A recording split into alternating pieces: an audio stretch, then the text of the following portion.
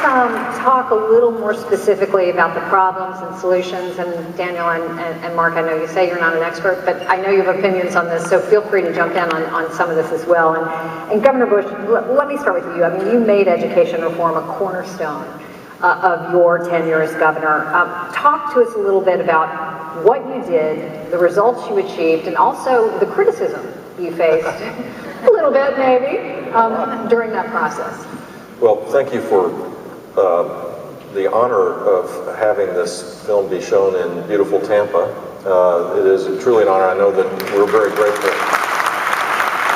So, what I love about the film is it puts a human context on something that nerdy policy people think about from a policy perspective. And I have a confession to make. I'm one of those nerdy policy people. So this is a much more effective way of communicating the challenges that our country faces. And my journey in this started long before I ran for governor, but as a candidate I outlined a plan and was given the chance to, because of great support with great leadership in the Florida legislature, was given the authority to implement the plan.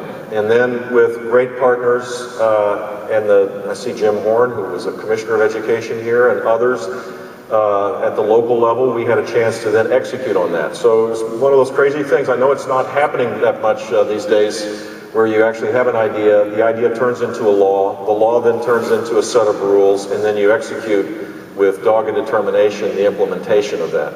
But that's what happened in Florida, and then we ended up having the opportunity to do it again and again and again. We didn't stop, and so we grade schools 100% based on student learning. We have 4 or 5 school choice programs, some of the largest in the country. We put a focus on early childhood literacy because gaps grow very quickly. Since my time, thanks to the leadership of the legislature and Governor Scott, there's now a teacher evaluation system that eliminates tenure, that moves to a model where you reward improvement in terms of learning gains based on students. Another radical idea apparently in America today, but these things have created huge gains in learning. And all of this is about student learning, and that's had all this stuff that was considered radical at the time failed, had we not had dramatic gains in learning, I wouldn't be sitting here, you wouldn't be wanting to hear from me, and we'd be spending more money or we'd be trying something different. But robust accountability, empowering parents with choice, a focus on students learning. Now I think with the impact of digital learning, the chance to bring technology into the classroom offers the best hope to assure that more than 1/3 of our kids are college and or career ready by the time they complete 12th grade. And that's what we have to do. We have 1/3 of our kids that are college or career ready, in spite of spending more per student than any country in the world. Now, we can say, you know, USA #1, and we can be proud that we won all these gold medals, and we can brag about our country, but if the foundation of our country is not just cracking, it's coming apart, because 2/3 of our kids won't be able to be successful in life, then shame on us. I mean, it's shameful. And so I hope that these movies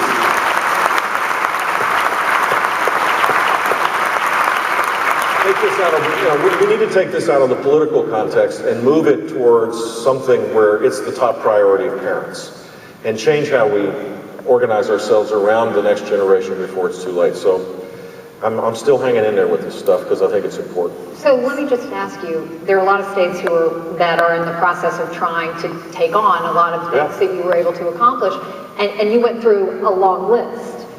Prioritize, because you can't do it all at one time, we're finding. What do you think is the most important step?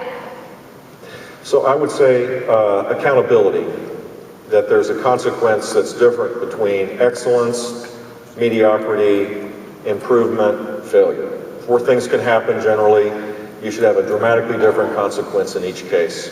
And everything ought to be aligned around student learning. So if you start there, then you start saying, well, shouldn't we give parents more choices, public and private? Who cares? Who cares if they're empowered to make these choices? Is it the system that we have to protect, or do we want to empower parents, particularly parents that don't have the resources to be able to do what's right for their kids?